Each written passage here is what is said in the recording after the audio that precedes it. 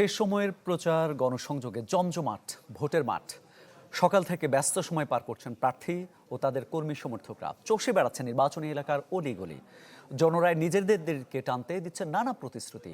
সকালে নিজ আসনে গণসংযোগ করেন এনসিপির আহ্বায়ক নাহিদ ইসলাম। অভিযোগ করেন হুমকি দেওয়া হচ্ছে তার পোলিং এজেন্টদের। সকাল 9:30টায় নাসিরাবাদ নতুন পাড়া থেকে প্রচারণা শুরু করেন ঢাকা 9 আসনের স্বতন্ত্র প্রার্থী ডাক্তার তাসনিম জারা। ঢাকা 14 আসনে নারী কর্মীদের নিয়ে মিছিল করেন জামায়াত প্রার্থী ব্যারিস্টার মীর আহমদ বিন কাশেম আরমান। বলেন, দেশের মানুষ পরিবর্তন চায়। 12 ফেব্রুয়ারি বড় ব্যবধানে জয়ী হবে জামায়াত নেতৃত্বাধীন 11 দলীয় জোট। ঢাকার বাইরেও বিভিন্ন আসনে প্রচারণায় সরব প্রতিদ্বন্দ্বী প্রার্থীরা।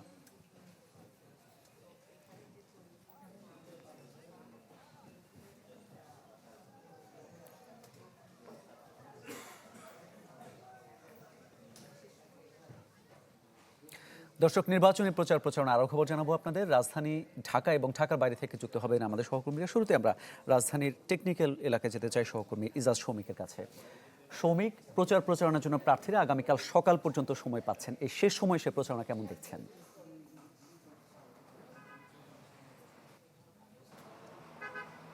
আগামীকাল সকাল 7টায় প্রচারণা শেষ হচ্ছে। সেই হিসেবে বলা যায় যে প্রচারণার আজকে শেষ দিন, এবং শেষ দিনে ঢাকার প্রত্যেকটি আসনগুলোতেই সকাল থেকেই বিভিন্ন দলের যারা প্রার্থী রয়েছেন রাজনৈতিক দলের, তারা কিন্তু মাঠে রয়েছেন। সকাল 10:30টায় আমরা দেখেছি যে এই ঢাকা 14 আসনে, আমি যে জায়গাটিতে রয়েছি ঢাকা 14 আসনে জামায়াতের প্রার্থী ব্যারিস্টার আরমান, তিনি নারীদের নিয়ে একটা বড় শোডাউন দিয়েছেন বা একটা বড় মিছিল করেছেন, এবং সেই মিছিলটি মিরপুর মায়াকানন থেকে শুরু করে মিরপুর 1 হয়ে এই আনসার ক্যাম্প অর্থাৎ টেকনিক্যাল মোড়ের এখানে এসে শেষ হয়েছে কিছুক্ষণ আগে, অর্থাৎ এখন থেকে 10 মিনিট আগে মিছিলটি শেষ হলো। এবং এই যে বিশাল বড় মিছিল নিয়ে তিনি এগিয়েছেন, বিভিন্ন জায়গা ঘুরেছেন, এর মধ্য দিয়ে এক ধরনের বার্তা দিতে চাচ্ছেন জামাতের এই প্রার্থী যে ঢাকার এই 14 আসনে জিতবে জামাত, এটা তিনি আহ্বান জানাচ্ছেন। এবং শেষ দিনে ভোটারদেরকে আহ্বান জানাচ্ছেন যে যাতে জামাতের দাঁড়িপাল্লা প্রতীকে তারা ভোট দেয়। এবং এই মিছিলের শুরুতে একটি বক্তব্য দিয়েছেন জামায়াত প্রার্থী। সেই বক্তব্যের মধ্য দিয়ে তিনি বলছেন যে তার প্রতিপক্ষ অর্থাৎ বিএনপির প্রার্থী বা বিএনপি বিভিন্ন আসনগুলোতে যেভাবে নারী কর্মীদের উপর হামলা করেছে, জামায়াতের নারী কর্মীদের উপর হামলা করেছে, এটি দৃষ্টিকটু এবং জামাত পাল্টা কোনো ব্যবস্থা নেয়নি। সেই হিসেবে নারীদের উপর এই নিপীড়নের জবাবও আগামী 12 তারিখ দেবেন ভোটাররা। দাঁত কি ডিটারজেন্ট দিয়ে মাজেন? তাহলে ডিটারজেন্ট কিভাবে টয়লেটকে ঝকঝকে পরিষ্কার করবে? তাই বেস্ট এভার হারপিক ডিটারজেন্ট না, বেস্ট এভার হারপিক নিন। এবং এই তিনি প্রত্যাশা ব্যক্ত করেছেন সেই 14 তারিখে ব্যালটে রায় হবে দাঁড়িপাল্লা প্রতীকে, এবং বলছেন যে জনগণ এই নারীদের উপর নিপীড়নের প্রতিবাদ জানাবে দাঁড়িপাল্লা প্রতীকে ভোট দেওয়ার মধ্য দিয়ে। এবং আজকে এই ঢাকা 14 আসনে অন্যান্য যে প্রার্থীরা রয়েছেন, বিশেষ করে ঢাকা 14 আসনে সঞ্জিতা ইসলাম তুলি বিএনপির প্রার্থী, তিনি বনগাঁও থেকে শুরু করে বেশ কয়েকটা জায়গায় তিনি গণসংযোগ করবেন, ভোটারদের কাছে যাবেন। এছাড়া ঢাকা 14 আসনের আরেকজন রয়েছেন যিনি স্বতন্ত্র প্রার্থী এবং শক্তিশালী প্রার্থী। এর আগে তার বাবা এই আসনের বিএনপির এমপি ছিলেন, এস.এ. খালেকের ছেলে এস.এ. সিদ্দিক সাজু, তিনিও কিন্তু শেষ সময়ে বিভিন্ন জায়গায় প্রচারণা চালাচ্ছেন। শৌমিক, ধন্যবাদ আপনাকে। এই পর্যায়ে আমরা টেকনিক্যাল থেকে যেতে চাই রাজধানীর উত্তরাতে সহকর্মী সাদ বিন শফিকের কাছে। সাদ, উত্তরা এলাকাটা যেখানে জুলাই গণ অভ্যুত্থানে ছাত্র জনতার বড় ধরনের ভূমিকা ছিল, নতুন বাংলাদেশে তারা কেমন জনপ্রতিনিধি চাইছেন এবং প্রার্থীরা যে ধরনের প্রতিশ্রুতি দিচ্ছেন তাতে কতটা সন্তুষ্ট তারা? সাড়া মিলছে কেমন?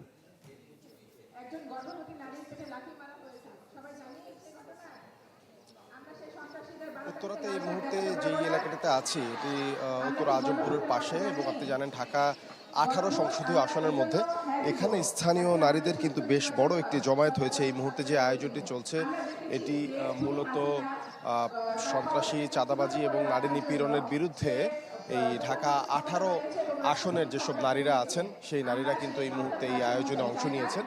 এখানে আপনি জানেন ঢাকা 18 যে আসনটিতে 11 দলীয় জোটের পক্ষে শাপলাগলি প্রতীকে এনসিপির আরিফুল ইসলাম প্রতিদ্বন্দ্বিতা করছেন। তিনি এই আয়োজনে আছেন। এর পাশাপাশি এখানে কিন্তু স্থানীয় নারীরা আছেন। তারা মূলত যেটি বলছেন যে আগামীর বাংলাদেশে হবে নিরাপদ, আগামীর বাংলাদেশ হবে সহিংসতা মুক্ত এবং সেখানে নারীরা যেন নির্ভয়ে থাকতে পারেন, নির্ভয়ে বাস করতে পারেন, সেই বিষয়টি কিন্তু এখানে তাদের দাবি। এই বিষয়টি কিন্তু বক্তারা তুলে ধরছেন। এখানে স্থানীয় নারী যারা আছেন তারা বক্তব্য রাখছেন। আপনি জানেন জামায়াতের সাথে 11 দলীয় জোটের একটি বড় শরিক হচ্ছে এই এনসিপি এবং এইখানে এই আয়োজনে এনসিপির নেতাকর্মীরা যেমন আছে তার পাশাপাশি কিন্তু জামায়াতেরও অনেকে আছেন, যেহেতু তারা জোটবদ্ধভাবে নির্বাচন করছেন। আপনি জানেন তারা কিন্তু সবাই আছেন। সব মিলিয়ে এই আয়োজন থেকে যেই দাবিটি ওঠানো হচ্ছে, এই আয়োজন থেকে যে দাবিটি ওঠানো হচ্ছে সেটি হচ্ছে যে আগামীতে একটি নিরাপদ এলাকা, নিপীড়ন মুক্ত, চাঁদাবাজ মুক্ত অঞ্চল গড়ে তোলার জন্য তারা কিন্তু চাচ্ছেন যে আগামীতে এই শাপলাকলিকে এই আসনে জয়ী করে সংসদ সদস্য নির্বাচিত করেন। আপনি জানেন প্রচারণা একেবারেই শেষ পর্যায়ে চলছে। আগামীকাল সকাল 7:30 নাগাদ প্রচারণার আনুষ্ঠানিকতা শেষ হয়ে যাবে। তার আগে কিন্তু প্রার্থীরা ব্যস্ত সময় কাটাচ্ছেন। কতটা বেশি ভোটারদের কাছে পৌঁছানো যায়, নিজেদের কথা তুলে ধরা যায়, সেদিকে কিন্তু এখন সব প্রার্থীদের মনোযোগ। রাজধানীর উত্তরা থেকে নির্বাচনী প্রচারণার খবর জানাচ্ছিলেন সহকর্মী সাদ বিন শফিক। দর্শক, এই মুহূর্তে ঢাকা 12 আসন নির্বাচনী প্রচারণার খবর জানাচ্ছি আপনাদের। যোগ দিচ্ছেন সহকর্মী জুমাতুল বিদা।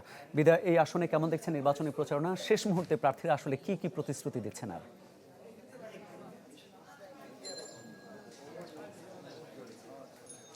প্রার্থীদের শেষ সময়ের প্রস্তুতি কিংবা প্রচারণা ঢাকা 12 আসনে দেখা যাচ্ছে অলিগলিতে তারা ঘুরছেন এবং ভোটারদের সাথে কথা বলার চেষ্টা করছেন, তাদের যে সংকট সীমাবদ্ধতা সেগুলো জানার চেষ্টা করছে। এই মুহূর্তে আমরা রয়েছি ঢাকা 12 আসনের যেই 11 দল মনোনীত প্রার্থী সাইফুল আলম খান মিলন, তার প্রচারণায়। তিনি এই এলাকারই সন্তান এবং এখানেই তার বসত ভিটা। সেই আসলে এখানে প্রতিবেশীদের সাথে কথা বলছেন, একটু বের হয়েছেন, কেনাকাটার কাজটুকু করে নিচ্ছেন এবং সবার সংকটের জায়গাটুকু জানার চেষ্টা করছেন। সরাসরি তার কাছেই জানতে চাইব, নির্বাচনে এই সময় এসে কি রূপ দেখতে পাচ্ছেন এবং আপনার প্রত্যাশার জায়গাটুকু। নির্বাচনে আমরা যেটা দেখতে পাচ্ছি যে আমরা ব্যাপক সাড়া পাচ্ছি আর কি, ব্যাপক সাড়া পাচ্ছি। আপনি আমার সাথে থাকলে দেখবেন যে মানুষ কীভাবে ওয়েলকামিং। তো কারণ হলো মানুষ যেটা মানে তাদের যে অনুভূতি সেটা হলো যে দে ওয়ান্ট চেঞ্জ। তারা মনে করে যে বাংলাদেশের যে 54 বছরের রাজনৈতিক বন্দোবস্ত এটার একটা পরিবর্তন হওয়া দরকার। সেই দিক থেকে তারা মনে করে Jamaat is the best alternative. তো I am getting that privilege.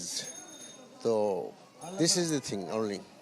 Level playing ফিল্ডের কথা যদি বলি, কয়েক ঘন্টা পরেই তো আসলে গণনা শুরু হয়ে যাবে যে নির্বাচনের। সেক্ষেত্রে কি মনে হচ্ছে যে লেভেল প্লেইং ফিল্ডটি আসলে কতটুকু আপনার দৃষ্টিতে বজায় রাখা সম্ভব হচ্ছে এবং আপনি চ্যালেঞ্জ দেখছেন কি কোনো? লেভেল প্লেইং ফিল্ডের ব্যাপারে আসলে অনেক কথা আছে, কারণ আমাদের এই ঢাকা 12-তে দুইজন হত্যা হয়েছে আর কি, রাজাবাজারের একজন এবং আমাদের ওই বসুন্ধরার পিছনে আর একজন। আমাদের রাজাবাজারের আমাদের নেতাকে হত্যা করা হয়েছে, কিন্তু কোনো কাউকে গ্রেপ্তার করা হয়নি। আপনার কয়েকদিন আগে সম্ভবত বাড্ডা এলাকায় প্রচুর অস্ত্র উদ্ধার হয়েছে।